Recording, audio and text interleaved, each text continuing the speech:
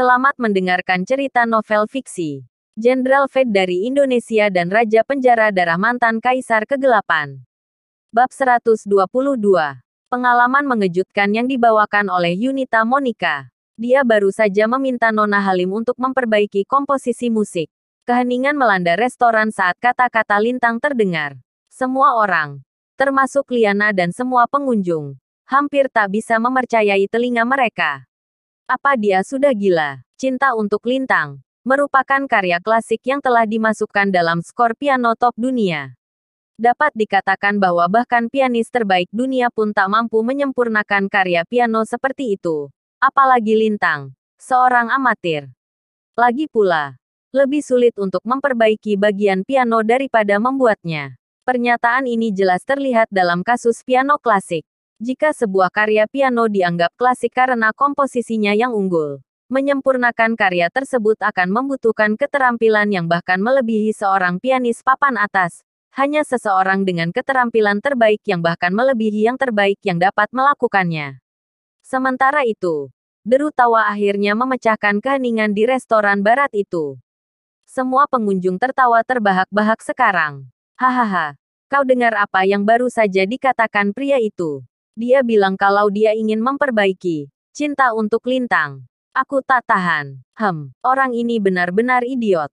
Apa dia benar-benar berpikir kalau dia lebih baik daripada Devano Lintang? Ya, dari mana asal orang bodoh ini? Dia menghina Devano Lintang dan karya pianonya. Petik 2. Restoran itu bising dengan semua ejekan. Mendengar semua tawa mengejek, Liana dan keluarganya menjadi merah padam karena malu. Mereka merasa sangat malu sekarang. Lintang, tolong diam. Dengan wajah memerah, Liana menatap Lintang dengan marah. Dia tak menyangka kalau Lintang akan menjadi sangat tak bisa diandalkan sekarang. Bukankah konyol bagi seorang pria yang tak tahu apa-apa tentang musik untuk memberikan nasihat tentang bagaimana menyempurnakan cinta untuk Lintang? Bahkan Siswanto dan Astrid menatap tajam ke arah Lintang sekarang. Hahaha, Lintang Fate. Kau telah memperluas wawasanku. Meskipun aku telah bertemu banyak orang sombong dalam hidupku, tak satu pun dari mereka yang sepadan untukmu. Hati Andi bermekaran dengan sukacita sekarang. Di matanya, Lintang hanyalah orang bodoh yang sombong. Meskipun dia mencoba untuk memamerkan dirinya sendiri, dia akhirnya menjadi lelucon. Dengan seringai di wajahnya, Ratih berkata, perilakumu benar-benar memalukan, Lintang. Kau tak hanya mempermalukan diri sendiri, tetapi kau juga mempermalukan Liana. Sayangnya, aku benar-benar tak tahu bagaimana Liana masih bisa betah dengan pembual sepertimu. Ejekan dan komentar pedas terlihat jelas di wajah semua orang saat mereka menatap Lintang sekarang. Hampir semua dari mereka menganggapnya sebagai orang bodoh. Yunita Monika menanggapi dengan mencibir setelah mendengar kata-kata Lintang juga. Dia berkata dengan sinis, "Maaf, Pak. Tentang cara Anda menyempurnakan cinta untuk Lintang, Anda menyarankan agar saya menajamkan FC ke kunci D mayor pada bait kedua. Sedangkan untuk bait ketiga, saran Anda adalah meratakan BEA untuk masuk kunci E mayor kan ya? Apa Anda yakin akan hal itu?" Tatapan semua orang tertuju pada Lintang secara bersamaan. Lintang mengangguk dengan tenang di depan mata semua orang. Sudut mulutnya terangkat ketika dia berkata, "Aku yakin tentang itu. Oke, karena pria ini sangat bertekad. Saya akan membuat pengecualian hari ini dengan mencoba memainkannya sesuai dengan saran Anda." Ekspresi Yunita Monika berubah lebih dingin saat dia melanjutkan. "Namun, jika saran Anda membuat karya klasik ini kehilangan daya tariknya, saya harap Anda dengan tulus meminta maaf kepada Devano Lintang dan cinta untuk Lintang, miliknya. Tentu saja, jika karya piano ini berubah menjadi karya yang lebih baik daripada komposisi asli Devano Lintang, saya akan meminta maaf kepada Anda." Sekali lagi, kerumunan itu menjadi gempar.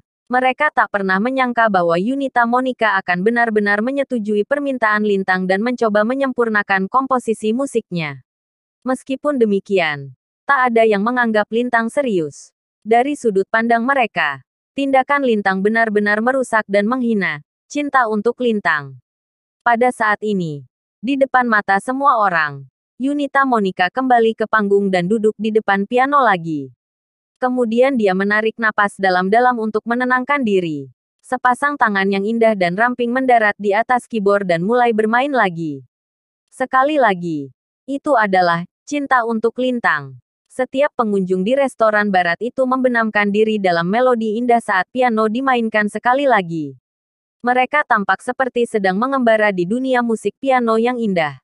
Dapat dikatakan bahwa ketegangan dan masalah mereka hilang setelah mendengarkan musik santai dan menyenangkan ini. Bait pertama segera berakhir. Saat Yunita Monika mulai memainkan nada kedua, dia menajamkan FC untuk menaikkan kunci ke D mayor.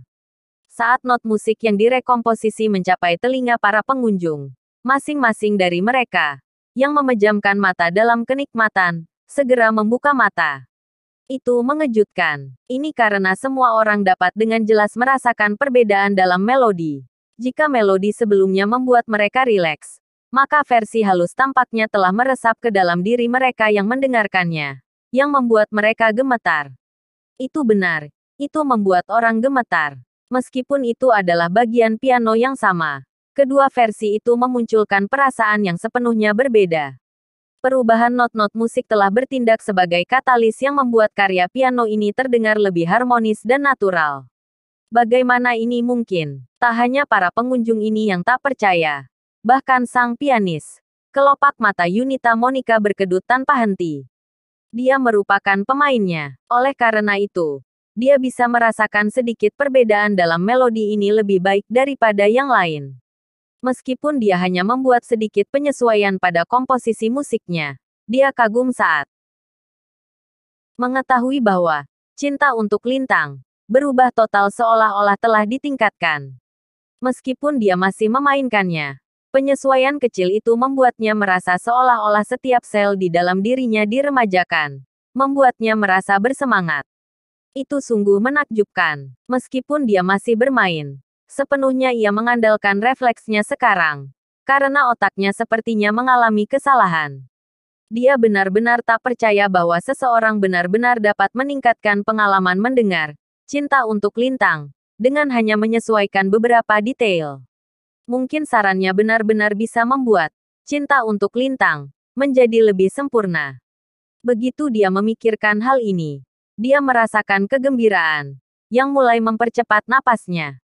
Segera, saat melodi itu berlanjut dengan jari-jarinya yang bergerak, nada piano mencapai bait ketiga.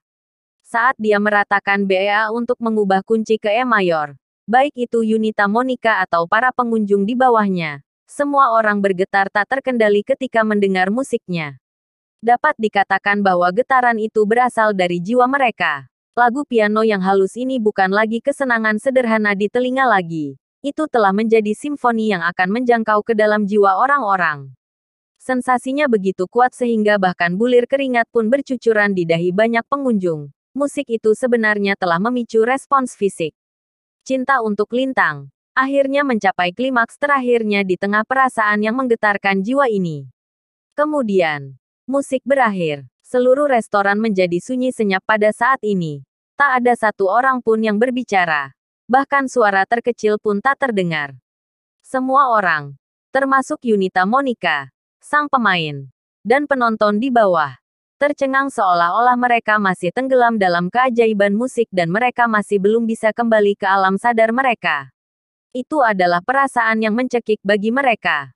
Jika versi sebelumnya dari Cinta untuk Lintang merupakan karya klasik, maka semua orang akan yakin bahwa versi yang disempurnakan ini merupakan karya legendaris. Bagaimana mungkin Lintang, seorang amatir, mencapai ini hanya dalam beberapa kata? Semua orang mengarahkan pandangan mereka ke arah Lintang lagi. Alih-alih menatapnya dengan sinis, mereka sekarang kagum dan waspada padanya.